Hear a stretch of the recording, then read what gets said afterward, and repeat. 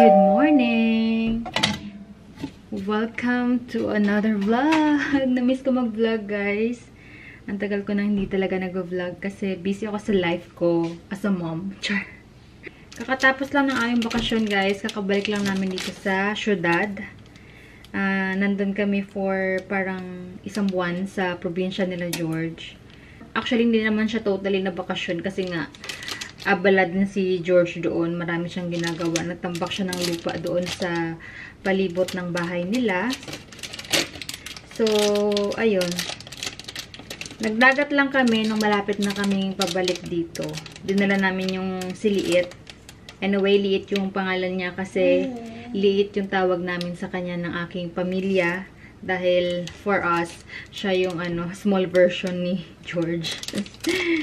Yun, dinala namin si Liit sa dagat nung malapit na kaming bumalik dito sa Athens.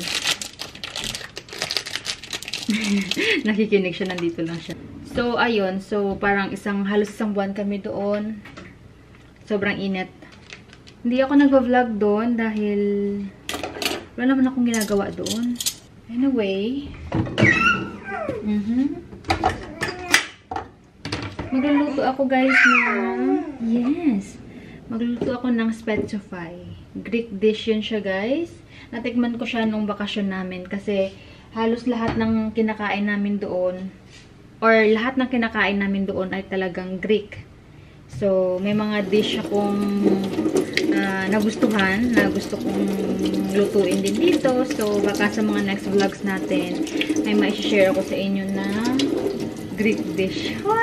So, ngayon, may lulutuin ako. Ito yung, yung nasarapan ako nakaraan. Ang tawag dito ay spetsofy. Pero yung sausage dapat na gagamitin ay yung parang, yung sausage talaga.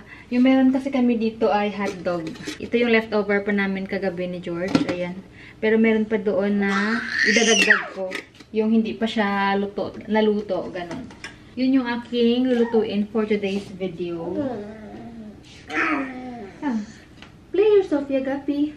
So, na-miss ko mag-vlog, guys. So, mag-vlog tayo. And then, magpapagupit ako ng hair, guys. Kasi tinan yung hair ko, ang pangit-pangit na. Ayan. And then, super duper yung aking hair fall. Ayan. Kakahawak ko lang ng buhok ko. Ayan. Meron ako nakuhang isa. Pero, hindi lang pa isa-isa yung nalalaga sa akin. Super, super dami.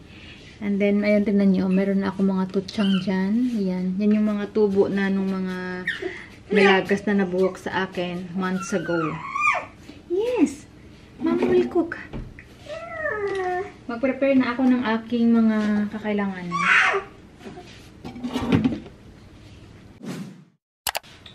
Itsy bitsy spider went up the water spout. Yes?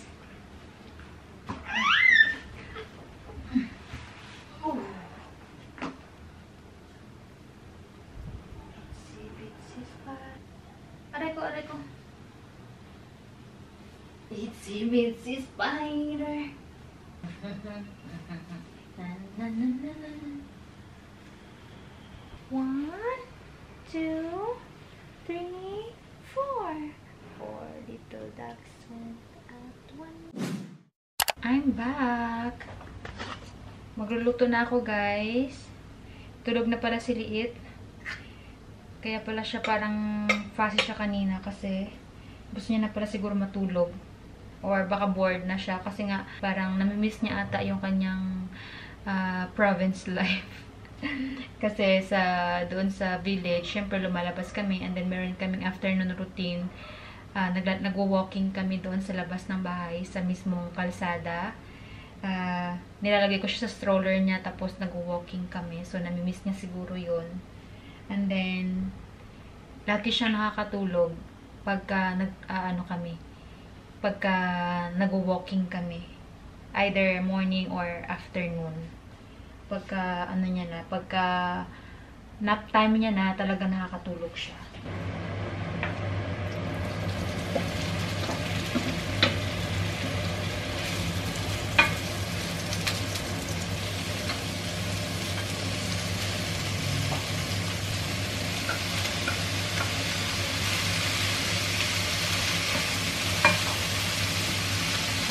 Nilagyan ko siya ng chicken strips.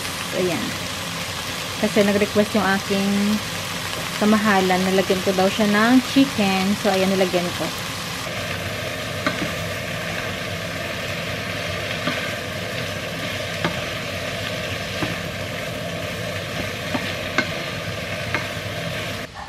Yung aking, tomato sauce. Frozen. Kasi, ginamit ko to last month. Tapos, hindi ko siya naubos. Nilagay ko na lang sa freezer.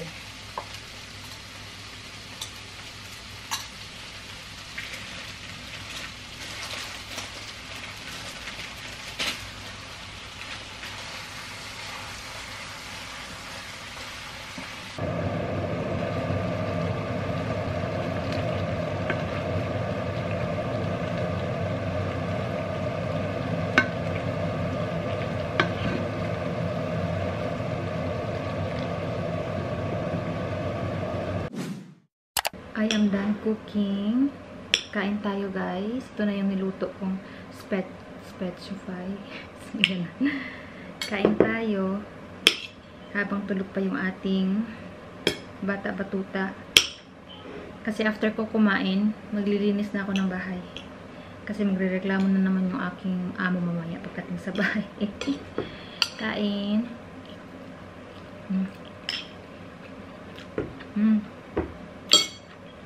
Sarap naman siya. Kasi pag sausage talaga sana yung ginamit. Iba talaga yung lasa. Ito kasi hotdog lang. Hey guys! We are back. Ayan na yung aking buhok, guys. Nagpa-short hair na ako. Ayan. So, ayan na. Sobrang iksi ng buhok ko. But, gustong-gusto ko siya. So, buti na lang din talaga yung pinakita ko na picture ay parang hanggang dito nga sana yun eh. Kasi nga natatakot nga ako baka pag ito yung pinakita ko na length, baka mas maiksi yung gagawin. But, yeah. So, ito na yung aking new haircut, new look. Charing. Yung last kong short hair, may kulay yung buhok ko. Ngayon, ano na to? Natural color ko na to na buhok. Black na talaga siya. So, gustong-gusto ko yung aking hair ngayon. Diba? Ang gaan-gaan sa pakiramdam. Anyway, nag-air fry ako ng beef patties. Kasi yung aming lunch ay burger lang. Kasi umalis ako, hindi ako nakapagluto. So ito lang yung aming food for today, lunch. And lumabas lang si George para bumili ng ng cheese. Ngayon lang ako hindi nasayangan sa buhok ko na magpagupit, yung magpa-exit talaga ng bonggang-bongga. Kasi yung buhok ko nga super dry na siya. Patay na. Dahil nga, na-bleach yun. Ito na yung aking beef patties.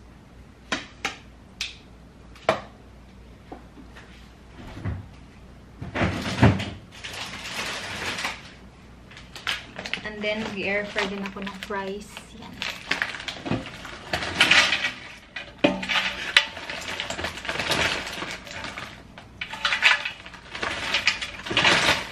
Busin ko na. Kasi konti na lang yung natira.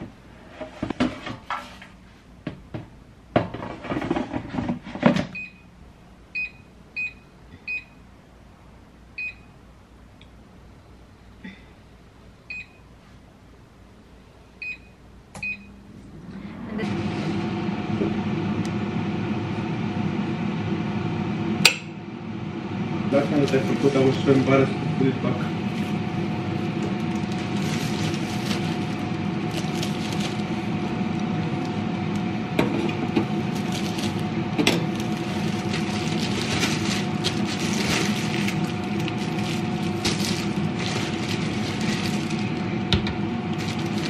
For my coffee.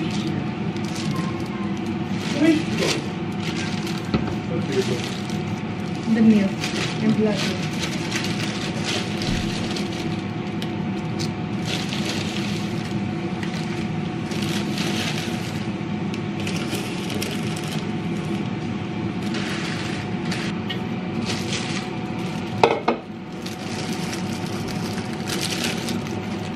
Kain na tayo.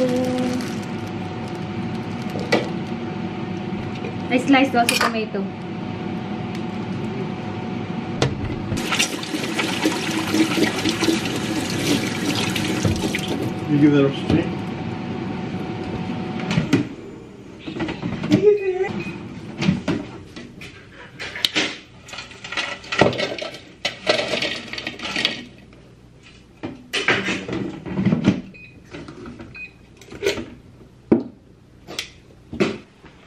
Kain tayo!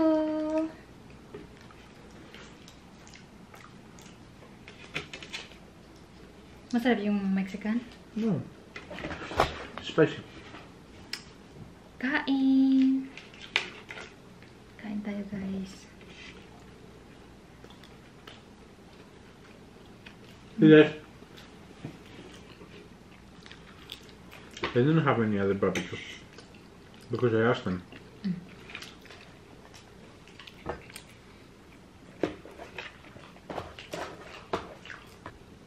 Pumasok na yung aking kamahalan. Magtulog rin siya katabi ng anak niya.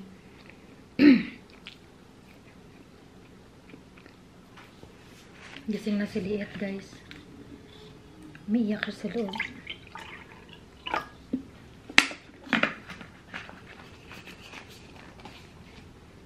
Hindi yun kayang patahanin ng tatay niya.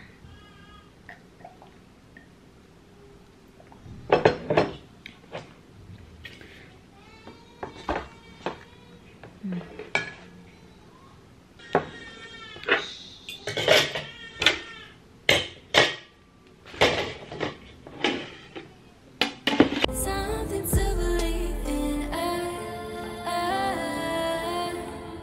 I want to believe.